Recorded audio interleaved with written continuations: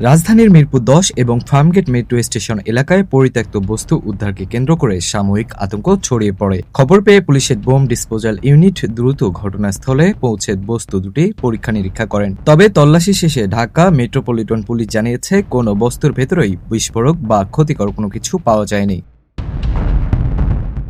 ডিএমপির তথ্য অনুযায়ী আজ দুপুরে মিরপুর ১০ মেট্রো স্টেশন এলাকায় একটি পরিত্যক্ত ও সন্দেহভাজন ব্যাগ দেখতে পেয়ে স্থানীয়রা পুলিশকে খবর দেয়। বার্তা পেয়ে সংশ্লিষ্ট থানা পুলিশ, ঊর্ধ্বতন কর্মকর্তা এবং counter terrorism and transnational crime ইউনিটের বোম ডিসপোজাল টিম দ্রুত ঘটনাস্থলে পৌঁছে পুরো এলাকা কার্ডন করে নিরাপত্তা জোরদার করে।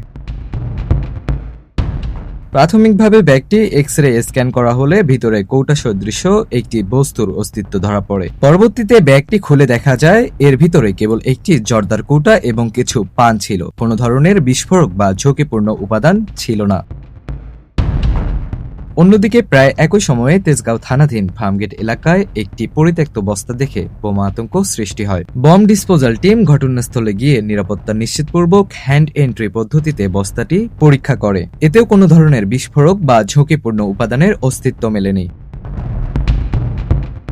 ঘটনার পর ডিএমপির পক্ষ থেকে জানানো হয়, রাজধানী জুড়ে নাগরিকবাসীর নিরাপত্তা নিশ্চিতে পুলিশ সর্বদা সতর্ক অবস্থানে রয়েছে। যেকোনো সন্দেহজনক বস্তু বা পরিস্থিতি চোখে পড়লে আতঙ্কিত না হয়ে বা যাচাই বাছাই ছাড়া গুজব না ছড়িয়ে তাৎক্ষণিকভাবে আইন শৃঙ্খলা বাহিনীকে তথ্য দিয়ে সহযোগিতা করার জন্য সাধারণ মানুষকে বিশেষভাবে আহ্বান জানানো হয়েছে।